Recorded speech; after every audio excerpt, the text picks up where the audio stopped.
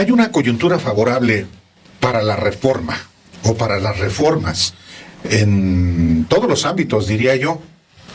Naturalmente que hay, con un Congreso como el que hoy existe, no es fácil que se procesen reformas constitucionales. Pero la apuesta es que haya una mayoría constitucional en la nacida de la próxima elección.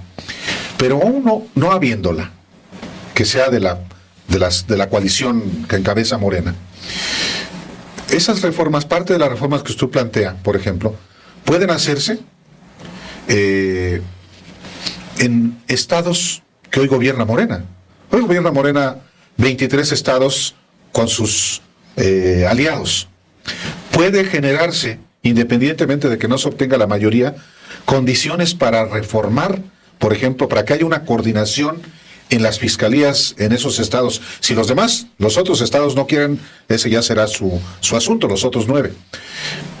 Pero, y aún sin que pueda haber consenso en la elección de jueces, magistrados y ministros, también hay condiciones para que se le estruje, se sacuda y se reforme el Poder Judicial, aunque no sea con la propuesta que usted está formulando.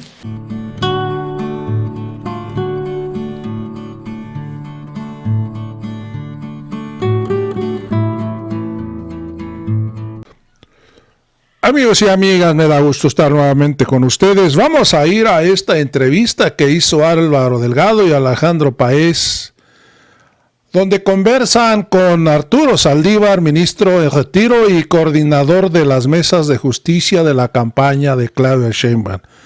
Hoy nos explica el modelo de seguridad que se va a implementar cuando sea presidenta Claudia Sheinbaum, y nada que ver con el de la señora Xóchitl Gálvez, que lo único que sabe hacer es el ridículo, y su plan de seguridad es ponerse a bailar. Amigos, vamos a ir a esta entrevista muy, pero muy productiva, muy buena, donde nos explican exactamente cómo va a ser el plan de seguridad. Y pues, sin más, porque es parte del equipo de Claudia Sheinbaum, el equipo que presentó recientemente apenas el proyecto de seguridad, le damos la bienvenida aquí al ministro Saldívar. Muchísimas gracias, gracias por estar aquí. Bienvenido a su casa, aquí a los periodistas. Gracias, muy contento de estar con ustedes. Gracias. ¿Ministro en retiro o exministro? Se puede decir de cualquier manera, pueden decir Arturo, a mí los títulos no me hacen ni me quitan nada. Muchas gracias. ¿Y futuro qué? Ya veremos. Qué bueno que platicamos con usted, ministro, porque el tema de la inseguridad y de la violencia está asociado al tema de la justicia, está asociado a la impunidad, y un programa de gobierno, pues la columna vertebral tiene que ser, o uno de sus pilares debe ser precisamente cómo atender la justicia, cómo garantizarle a la población que quien la hace la pague auténticamente, y cómo efectivamente a través de eso puede contrarrestarse la inseguridad y la violencia, que es un lastre que arrastramos, desde hace tiempo. Creo que una de las cosas importantes del proyecto de Claudia Sheinbaum es que entiende que el tema de la inseguridad no es una cuestión de policías y ladrones. No es una cuestión que se resuelve con una guerra absurda, ya nos hemos dado cuenta que eso no sirve, ni se resuelve con hacer prisiones, sino es un tema mucho más sofisticado que tiene que ver con el tejido social, que tiene que ver con la justicia, como ya se dijo aquí, y que tiene que ver con la paz. La idea de la estrategia de seguridad de Claudia Sheinbaum es una estrategia de construcción de paz. Y para construir esa paz hay que hacer toda una estrategia que ya probó ella, que da resultados aquí en la Ciudad de México. Primero, atender las causas. Muchas veces se piensa que esto no es importante porque no da resultados inmediatos, pero es lo único que puede solucionar a largo plazo, restablecer el tejido social. Ella lo hizo aquí con varios programas para jóvenes de barrio, de conectar con la paz, con lo cual rescató 11,000 jóvenes de ambientes de delincuencia para darles una vida distinta, y ninguno de esos jóvenes ha reincidido. Entonces, es un modelo virtuoso que se tratará de replicar con las peculiaridades de cada estado en todo el país. En segundo lugar, tenemos que apostar por consolidar la Guardia Nacional. La Guardia Nacional es una gran institución, tiene más de 120,000 elementos muy bien capacitados, muy bien entrenados, y es importante apostar a consolidarla, a aumentar sus capacidades operativas, de investigación, de primer respondiente, etc. En tercer lugar, fortalecer la investigación y la inteligencia. En la Ciudad de México, la policía dejó de ser reactiva y se le dieron facultades de investigación. Esto hizo toda la diferencia. Por eso lograron esos resultados. Y nosotros logramos que todas las policías del país, las estatales, las municipales, la Guardia Nacional, la misma Secretaría de Seguridad, tengan cuerpos donde se pueda hacer labor de investigación e inteligencia, porque están rebasadas las fiscalías. Creo que se avanzará muchísimo. En cuarto lugar, la coordinación. Funcionó el modelo de seguridad de Claudia en la ciudad porque había una coordinación con su secretario de Seguridad, Omar García Harfuch, con la fiscal Ernestina Godoy. Se reunían todos los días y ahí están los resultados. Entonces, ser una coordinación. Y por último, una reforma judicial, una reforma a la justicia, porque sin justicia no puede haber seguridad.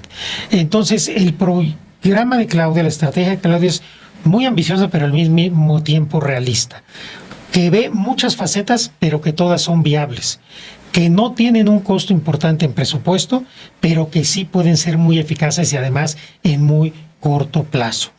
A diferencia de lo que nos propone la otra candidata, donde si ustedes ven su propuesta, lo que uno ve es una propuesta populista de derecha calderonista. Cárceles, más cárceles. Se dice hay que sacar a combatir al ejército, no dice cómo, ni para qué, ni de qué manera. Hay que fortalecer la Guardia Nacional para que sea guardia y sea nacional, quién sabe qué quieren decir. Y además, en lugar de 100,000, hay que tener 300,000 elementos, antes decían que 500,000. ¿En cuánto tiempo? ¿Cómo los van a capacitar? Etcétera. La verdad, son como ser puro populismo de derecha calderonista. No tienen relación entre ellos sus 12 o 15 propuestas. Están totalmente dispersas y parece que nos sentamos aquí y entonces, ¿qué se te ocurre a ti? No, pues yo quiero hacer prisiones. Yo quiero que hay que Universidad combatir de la Seguridad que también propone. Claro, hay que combatir a las bandas que más... ¿Combatir cómo? En cambio, nosotros sí estamos teniendo una estrategia que está muy bien pensada, muy bien delineada, pero además que ya ha dado resultados. Claudia es la única de las candidatas y el candidato que tiene experiencia en materia de seguridad y que ha demostrado dar resultados. Por eso estamos muy contentos de que ya se haya presentado esta estrategia, de que haya sido el primer eje. Era importante que fuera el primero, porque es el aspecto que más inquieta a la ciudadanía, el tema de la seguridad. Entonces, quisimos de inmediato que se presentara con mucha fuerza y con mucha claridad una propuesta de paz, en la que obviamente se va a generar una política de cero impunidad, de perseguir obviamente a los delincuentes con respeto a derechos humanos, pero con inteligencia, con estrategia, con investigación, con justicia. Una paz que dé seguridad a través de la justicia. Ahí cuando se presentó el equipo, pues daba una cierta confianza que estuviera Omar García Harfuch, porque pues viene de les gusta, ¿no? Viene de un éxito, de años Claro. de éxito en la capital mexicana. Estaba Ernestina Godoy, que también viene de una racha muy buena para la ciudad, incluyendo una de las mayores investigaciones que haya hecho esta ciudad en contra de un grupo delincuencial político, Sí. que es el cártel inmobiliario. Y luego es usted. Y Betty Olivares, que fue la que hizo todos los programas para jóvenes. Creo que ella es muy importante Sí, claro, porque tomarla ahí en cuenta. Sí. cierras el candado Sí, sí, sí. de darle prioridad a la atención social y no Sí. hacer un planteamiento netamente Exactamente. policíaco.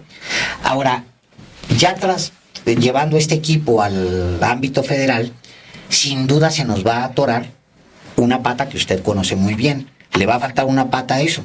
Y es el Poder Judicial, inevitablemente.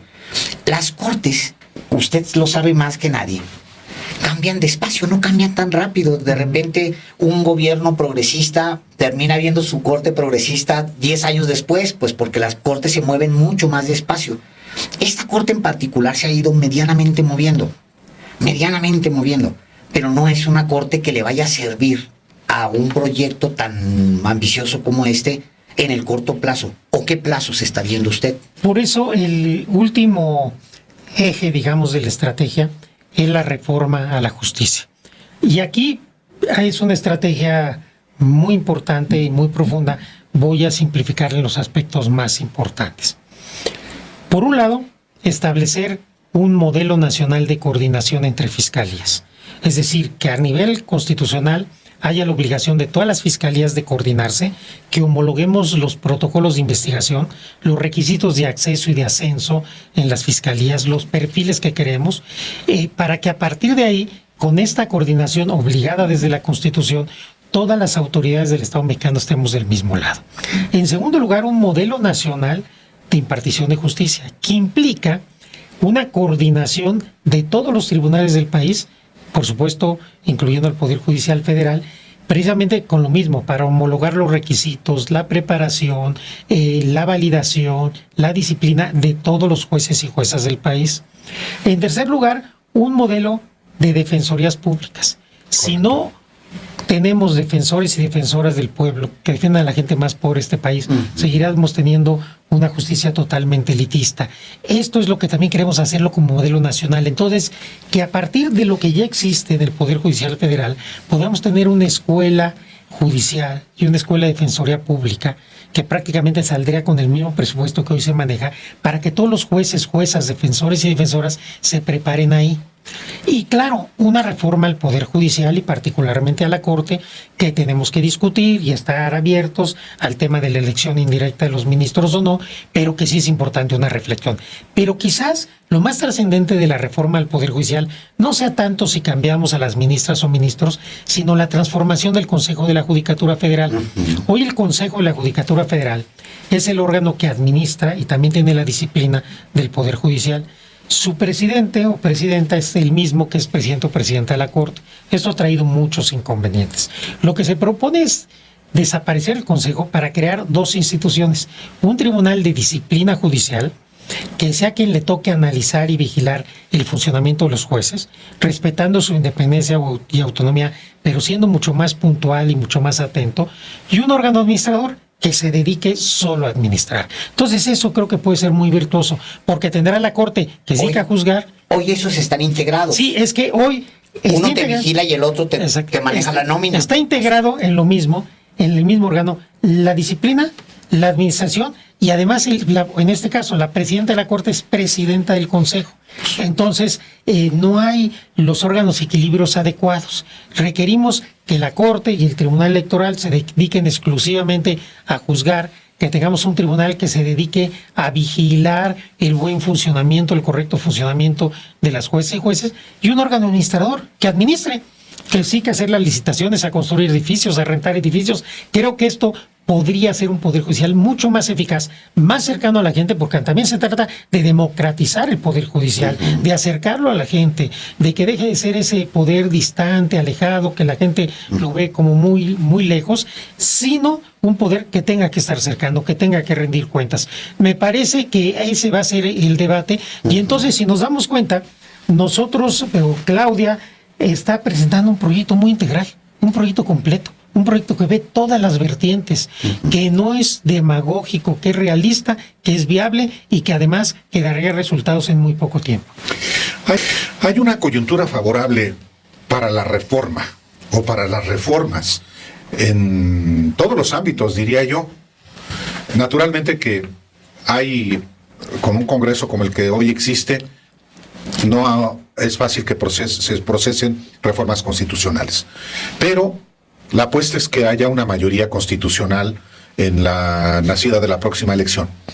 Pero aún no habiéndola, que sea de la coalición que encabeza Morena, esas reformas, parte de las reformas que usted plantea, por ejemplo, pueden hacerse en estados que hoy gobierna Morena. Hoy gobierna Morena 23 estados con sus aliados. Puede generarse, independientemente de que no se obtenga la mayoría, condiciones para reformar, por ejemplo, para que haya una coordinación en las fiscalías en esos estados. Si los otros estados no quieren, ese ya será su asunto, los otros 9. Pero, y aún sin que pueda haber consenso en la elección de jueces, magistrados y ministros, también hay condiciones para que se le estruje, se sacuda y se reforme el Poder Judicial, aunque no sea con la propuesta que usted está formulando. Sí, yo veo varias cosas. La primera, ojalá tengamos la mayoría calificada. Correcto. Todo hace pensar que puede ser. Esa es la apuesta. Si no fuera así, las mayorías se construyen. Peña Nieto no tenía mayoría y llevó a cabo las reformas más importantes y más drásticas y digamos, más a contrapelo de la historia constitucional revolucionaria de México. El pacto por México. Y no tenía mayoría. Sí. La construyó. Entonces, las mayorías se construyen. Si no se pudieran construir para la elección, como bien dice, seguramente va a haber una reforma del Poder Judicial que se va a acordar, que se va a consensuar y que se va a llegar efectivamente a una sacudida, porque me parece que las cosas ya no pueden seguir así.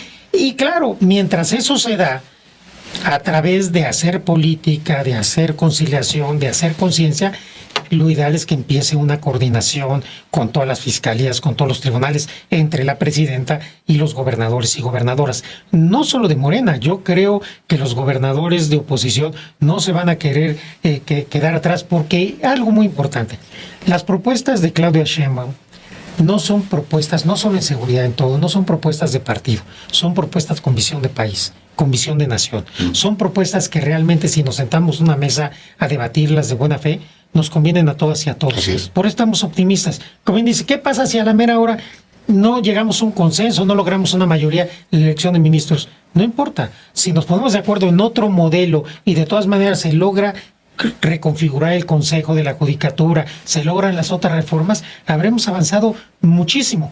Pero esta propuesta del presidente de elección popular viene a agitar, viene a poner en el centro de la discusión qué tipo de poderes judiciales queremos, qué tipo de modelos queremos. Y a mí me parece que en ese sentido esta propuesta del presidente, que es muy provocador y provocativa en el buen sentido del término, porque pone el énfasis en algo.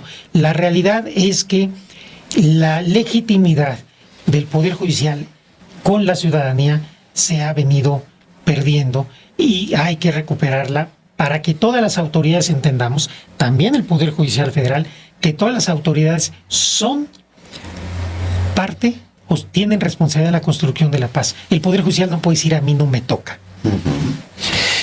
Justo sobre el tema de las fiscalías hay un debate por los plazos de los fiscales. Tenemos el caso extremo de Guanajuato. Pues en cualquier negocio medianamente viable, un gerente que te entrega año con año malas cifras, pues terminas corriéndolo, terminas diciéndolo, oye, gracias, nos vemos después en otro negocio o lo que sea. Pero el caso es que el fiscal de Guanajuato pues está ahí desde hace 12 años con la perspectiva de quedarse mucho tiempo más. Ahí también se requiere hacer algo. Aquí hay que decir que varias cosas. Que en los diálogos por la transformación que nosotros hicimos para escuchar a la gente, el problema recurrente siempre eran las fiscalías. En las fiscalías hay un problema. Se dice que no se investiga, que no hay protocolos, que se revictimiza, etcétera. Pero esta cuestión de la autonomía también a veces no ha sido virtuosa. Hay en el país fiscales enfrentados al gobernador o a la gobernadora y esto genera muchos problemas. Hay fiscales en las cuales hay evidencias de vinculación al crimen organizado y no se les puede quitar. El de Morelos. Sí está generando problemas. Creo que sí es un tema sobre el que hay que repensar. En este momento nosotros no estamos planteando quitar la autonomía a las fiscalías, pero sí creo que es un tema sobre el cual deberíamos de reflexionar y al menos, si no se adopta un modelo de autonomía distinta, pensar cómo se puede matizar para que la autonomía no sea impunidad. ¿Y qué vamos a hacer cuando hay conflictos entre el gobernador, la gobernadora y el fiscal o la fiscal? Porque eso sí está generando en estados que no pueda avanzar la justicia y que la impunidad pues se quede ahí. Este Poder Judicial, esta Suprema Corte en particular, ha asumido un papel protagónico no en términos de la interpretación que le da la Constitución, de la defensa que hace de la sociedad con base en la Constitución, sino está actuando prácticamente como un partido político. La llegada de la ministra Norma Piña todavía exacerbó más esta conducta. ¿Qué es hoy la Corte? ¿Y qué debe ser para que realmente cumpla con su función constitucional? Yo he dicho que lamentablemente de un tiempo para acá, la Corte ha venido jugando un papel como partido de oposición. Su agenda, sus votaciones, sus interpretaciones se han empatado con la oposición, con los adversarios y con grupos, intereses económicos muy claramente identificables. ¿Qué sucedió? Que durante mucho tiempo el poder económico, el poder político, el poder mediático y el poder judicial estaban del mismo lado. Entonces, si ustedes se dan cuenta, hasta antes de la llegada del presidente López Obrador, pues nadie discutía estas cuestiones de la independencia, pero la Corte nunca invalidó una política esencial de ningún presidente de la República, nunca, hasta que llegó López Obrador. Entonces, sí nos damos cuenta cómo la oposición, los adversarios, no solo oposición de partidos, sino oposición de grupos económicos, de poderes fácticos, mediáticos, pues de alguna manera se atrincheraron en la Corte.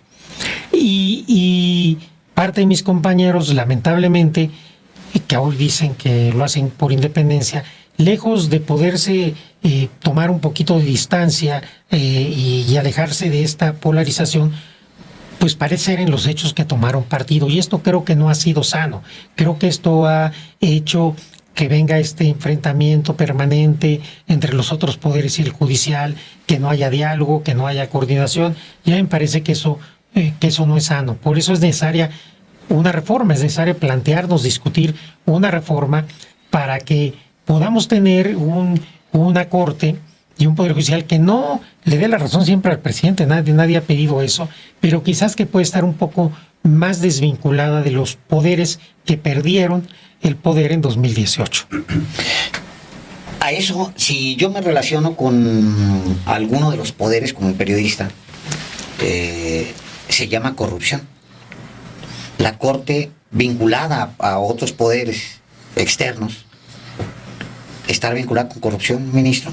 Yo no quisiera usar la palabra porque es fuerte, pero sí, digamos, de alguna forma están mucho más cómodos votando todo a favor del presidente. Y entonces, ¿qué dicen ellos? Es que nosotros defendemos la Constitución.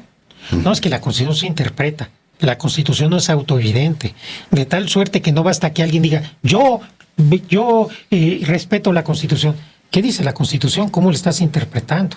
¿No? La voz suprema del pueblo de México es la Constitución, sí, pero cuando la Corte la interpreta, la puede interpretar de distintas formas. Y si la interpreta siempre de una manera contraria a cierta ideología o a ciertos factores o a ciertos poderes, pues sí podemos ver una tendencia ideológica que la tienen todas las cortes, Sí, todas las cortes del mundo. Aquí lo que pasa es que sí ha sido muy clara y lo que sucede, y por eso yo lo digo, lo que sucede es que una parte de la comentocracia trató de decir que esos 7 ministros, que a veces son 8, son químicamente puros. Ellos interpretan la Constitución y las ministras, y en aquel entonces el ministro que votaba a favor del presidente, nosotros no respetábamos la Constitución.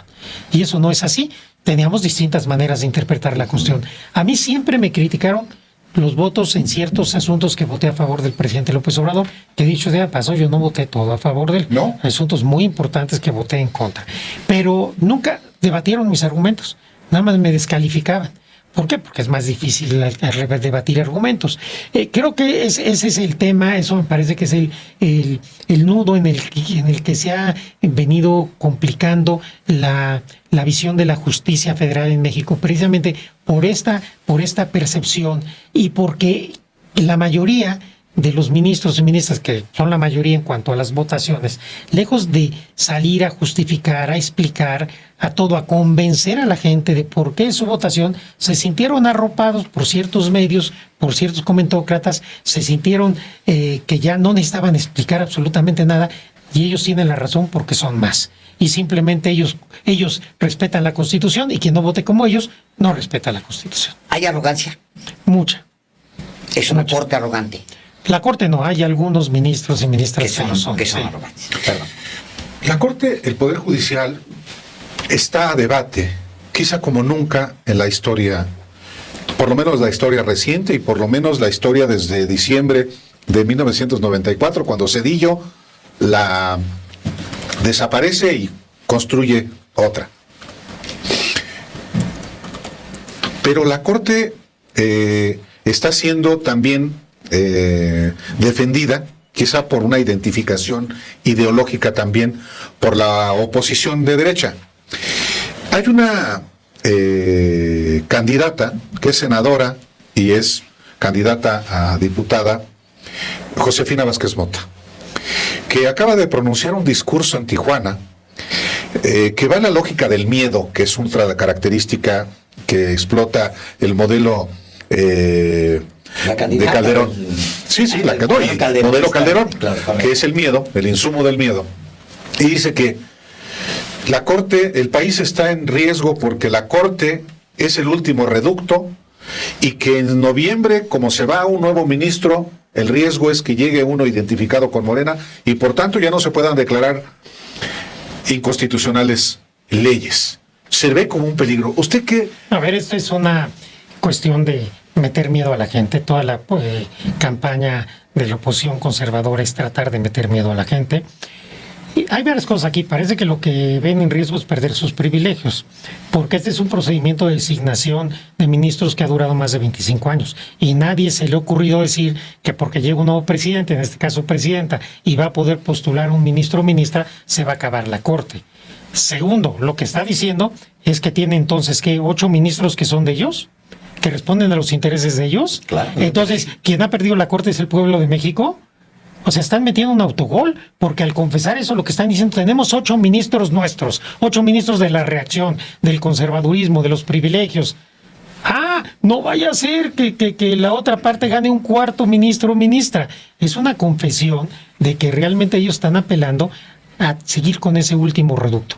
Porque si ellos confiaran en que todas las ministras y ministros son serios, no tendrían por qué hacer eso. Esto trata de ofender a las 3 ministras, pero también agravia a los 8 ministros y ministras de la mayoría, porque entonces, ¿qué le está diciendo? Tampoco se han defendido, que son, ¿eh? No, claro, que son incondicionales.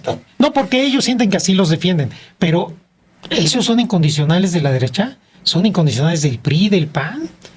¿De los grupos oligárquicos que están atrás de la candidata del PRI que se disfraza de ciudadana? Eso es lo que hay. Entonces, claro, ellos no dicen nada porque los está defendiendo Josefina Vázquez Mota, pero al defenderlos, a mí me parece que los está poniendo en un papel muy lamentable como incondicionales de ellos. A mí sí me parece muy lamentable. Al contrario, creo que este discurso de Josefina Vázquez Mota nos invita a reflexionar sobre la Corte. Queremos una Corte que necesariamente refleje los intereses de esos partidos que son minoritarios y que el pueblo de México el 2 de junio va a volver a mandar al basurero de la historia. ¿Eso es lo que queremos? Vamos a reflexionar qué tipo de Corte queremos. Usted planteaba en su momento, ministro, que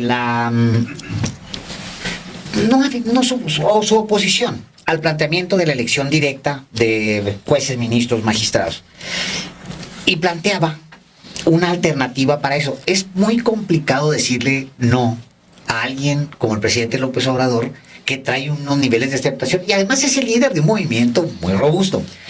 Usted lo decía, bueno, pero se puede hacer de esta otra manera. ¿Cuál es la otra manera? A ver, el tema es, yo separo. Primero, nombramiento de ministras, ministros. No hay un solo sistema en el mundo que haya funcionado, que es infalible, para evitar la partidización de los jueces y juezas de tribunales constitucionales. Entonces, en ese sentido, el planteamiento del presidente es, hagamos una elección indirecta. Quizás esto nos garantice de mejor manera que las ministras y ministros respondan a la gente y no a quien los postuló o a quien los puso. Esa es la apuesta. Entonces hay que discutirla y hay que debatirla.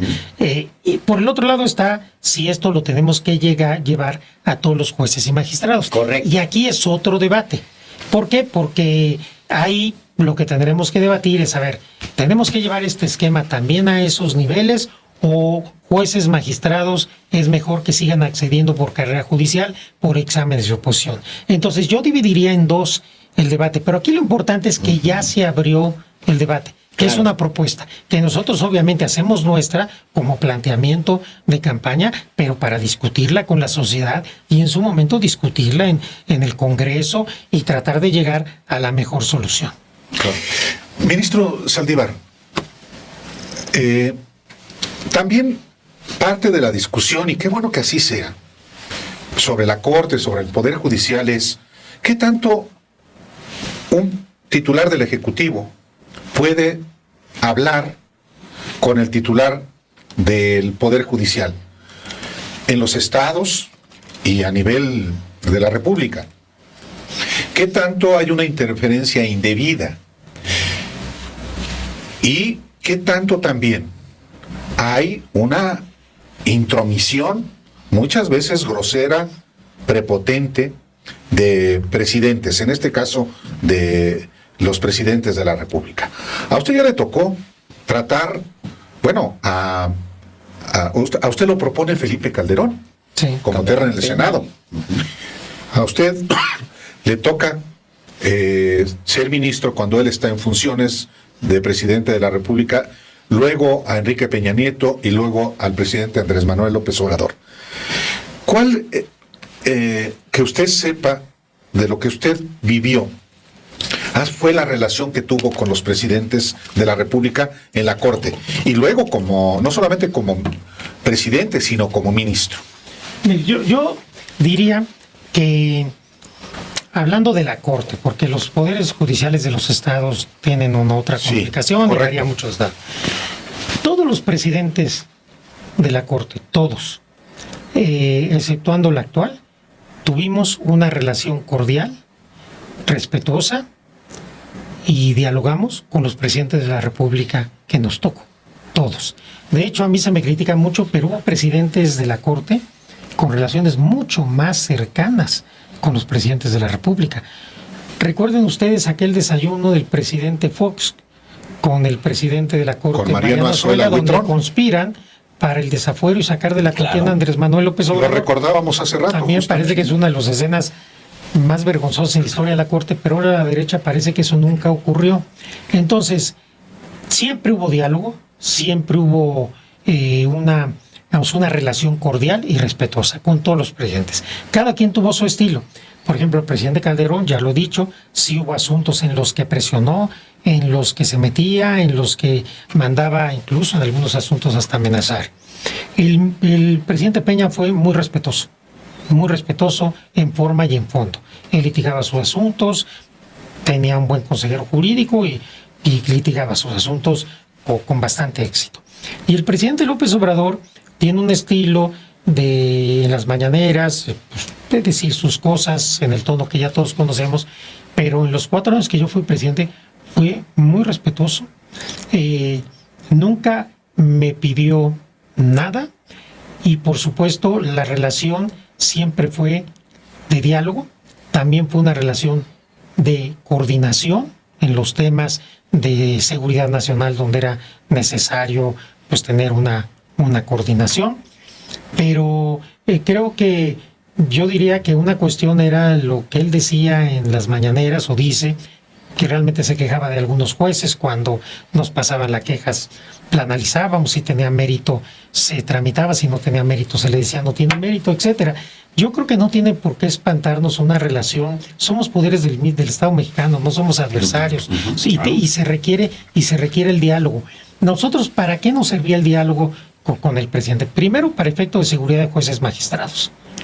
Siempre recibíamos información de inteligencia de los jueces magistrados que estaban en riesgo, se nos daba toda la seguridad. Segundo, para nuestro presupuesto. Tercero, para la reforma judicial 2021, que no hubiera salido si no es por el presidente. Y tercero, para informar en un diálogo institucional entre poderes de las quejas y que se nos presentaban en relación con ciertos jueces y magistrados. A eso se redujo la relación, con independencia que en lo personal yo tengo respeto, confianza y afecto al presidente. Se lo pregunto, perdón Alejandro, Exacto. se lo pregunto porque ahora que el presidente López Obrador, en la conferencia mañanera de la semana antepasada, habló de cómo hablaba con Cito usted. la frase exacta porque justo la estaba buscando. Todavía cuando Arturo Saldívar era presidente de la Corte, dice el presidente de la mañanera, había más recato. Todavía cuando había un asunto así de este tipo, como la liberación de Emilio Lozoya, nosotros respetuosamente interveníamos. Y esta frase fue la afirmación de cómo López Obrador lo tenía a usted sometido a sus órdenes. Les llegó como si hubiera sido la iluminación, la aparición del Espíritu Santo de ese acerto que tenían de que usted prácticamente estaba a las órdenes del presidente. Sí, yo en esto les quiero rogar su comprensión y les ofrezco una disculpa. Este tema yo ya lo aclaré y yo dije que no lo iba a volver a tocar. Yo ya lo aclaré, yo ya dije sobre ese tema lo que tenía que decir. Efectivamente, la oposición, como es normal, no lo podían dejar pasar, pero para mí ya es algo que ya está superado y yo ya no hablaré sobre ese tema. A ver, un tema colateral a este. A usted le conoce a Felipe Calderón. Tuvo una relación muy complicada con expresidente Felipe Calderón. Ahora usted es un ente político. Anda usted en una campaña política, anda usted involucrado en temas, construyendo cosas muy particulares que se refieren a su materia, a su área de especialización.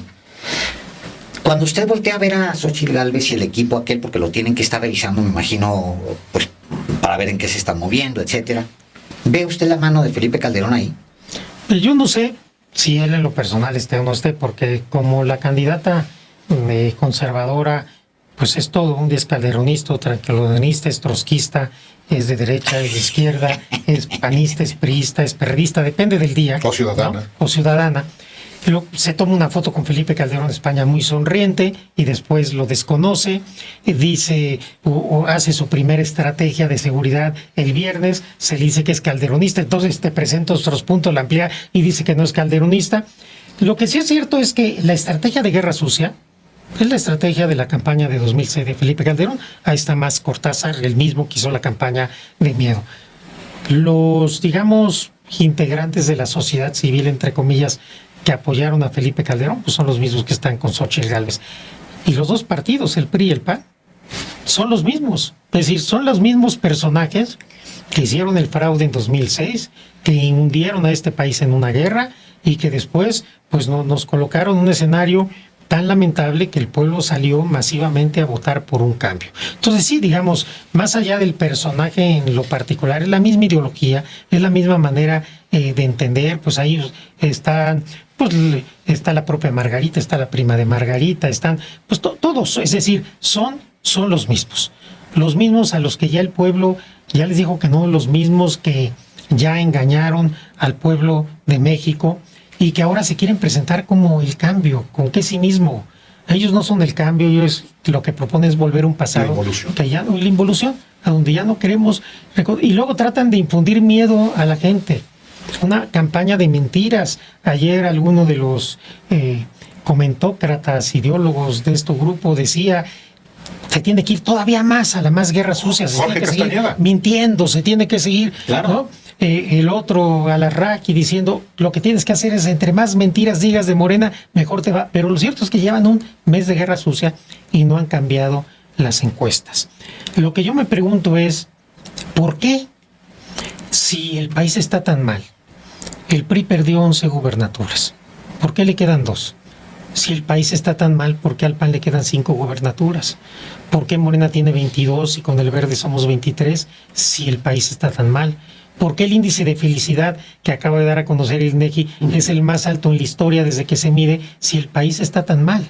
Están queriendo generar esta ficción, esta confusión en la gente con una guerra sucia. Y lamentablemente sí les funciona con cierto sector de la población a la que espantan.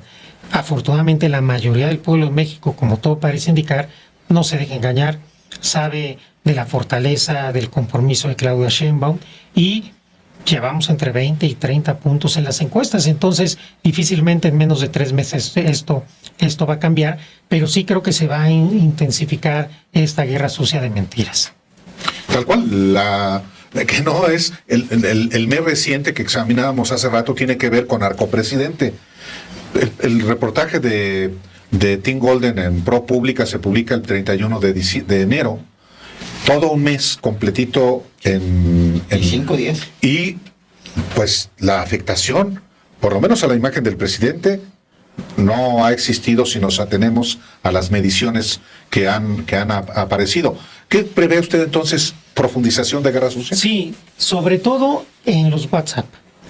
Ahí Sí, tienen sus chats sí, y como son sí. más difíciles de detectar, a mí a veces me han llegado por amigos que me los comparten unos videos y unas mentiras e historias, fantasías muy lamentables que hacen que la gente realmente se aterrorice. Pero es que yo veo a la derecha muy desesperada, obviamente les llevan mucho margen de diferencia, no les está funcionando nada, Claudia está cada vez más sólida, cada vez parece más presidenta, y del otro lado pues tenemos una candidata con ocurrencias, ¿no? Un día hace la sangre, otro día hace el chicle, otro día se pone a bailar, otro día, bueno, casi siempre se carcajea, entonces no vemos una seriedad, no vemos propuestas, no vemos que se tome en serio ese papel. La verdad que lo digo con respeto, pero no parece presidenta. Y la gente está entendiendo que tenemos una candidata que parece presidenta, que se comporta como presidenta, que habla como presidenta y que tiene propuestas de presidenta. Además que tiene una conexión con el pueblo de México que la derecha no tiene. Esa es la verdad, por mucho que quieran inflar y por mucho dinero que le pongan y por muchos millones y por muchas mentiras. Sí es significativo que no hayan variado las encuestas a pesar de esta guerra sucia tan intensiva. Sí, justo el día de hoy analizábamos la última encuesta y de hecho en la del Financiero, que es la del día de hoy, el presidente crece, creo que son 2 puntos. 2 puntos porcentuales. Sí, De un mes a otro. Digo, es una En encuesta medio que- de la campaña narcopresidente. Sí. Sí, tal cual. Sí.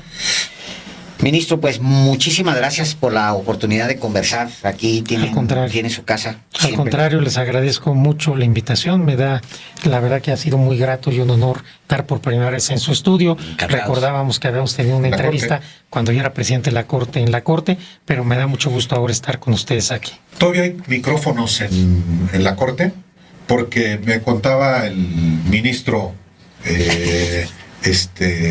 el expresidente de la Corte, se me fue el nombre. Góngora Pimentel. Góngora Pimentel, que había colocado justamente a Zuela Huitrón micrófonos y cámaras, no para seguridad, sino para espiar. No lo sé, mientras yo fui presidente no hubo nada de esto. Sí, obviamente hay un sistema de cámaras de seguridad Sí, no, bueno, en los sí. pasillos y afuera de los edificios. Eso lo hay en cualquier edificio público. Mientras yo fui presidente, obviamente que no hubo nada de esto. Ahora no lo sé. ¿Quién ha sido más conservador? ¿Azuela Huitrón, Aguirre Anguiano o los actuales? Conservadores ideológicamente, pero congruentes, y yo por eso lo respeto, Aguirre Anguiano y Mariano Sola, porque ellos eran conservadores, Derecha. ideológicos, sí, pero lo defendían, lo asumían y tenían una convicción ideológica. argumentaban. Hoy me parece más una cuestión de intereses más que de convicciones, y creo que eso hace una gran diferencia. Ministro, muchas gracias. Muchas gracias, Aló, gracias. Paz. Muchas Volvemos. gracias. Aquí sí hay micrófonos. Pero-